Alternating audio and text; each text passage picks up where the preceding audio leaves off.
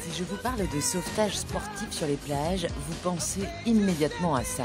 Et la réalité n'est pourtant pas si éloignée. Ils sont nombreux, les jeunes Bretons, à se former pour devenir surveillants sauveteurs sur les plages. Et ce n'est pas que pour le job d'été qui leur permettra de se faire un peu d'argent de poche. Inspiré par les Australiens, champions en la matière, le sauvetage sportif est devenu une discipline à part entière avec sa fédération et ses compétitions. À la Torche, le premier club a ouvert il y a 2 ans et a organisé sa première rencontre amicale entre équipes bretonnes ce samedi. J'ai déjà fait plusieurs compétitions avec des vagues assez hautes, mais des vagues qui viennent dans tous les sens comme ça, non, je pense que c'est ma première. La difficulté, c'est déjà de voir les bouées parce qu'elles sont bien cachées entre les vagues et de ne pas se laisser emporter quand on est surtout sur le travers, de ne pas se laisser emporter avant d'avoir la bouée, sinon on doit faire demi-tour.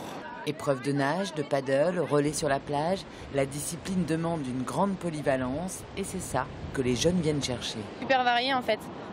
Quand on fait de la natation, c'est souvent la même chose, alors que dans le sauvetage, il y a déjà la partie eau plate, la partie en mer. C'est complètement différent et c'est ludique en fait. Du sport de haut niveau donc, mais en filigrane, un engagement citoyen que ces jeunes sauveteurs n'oublient pas pour autant. Mon but, c'est quand même de faire ça en job d'été, même si c'est à partir de 18 ans et donc je pourrais faire la formation dans 3 ans, mais je compte bien quand même faire ça l'été. Ouais.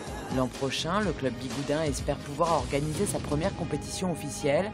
En attendant, les jeunes Pamela Anderson et David Hasselhoff bretons auront passé une journée idyllique dans les vagues de la Pointe Bretonne.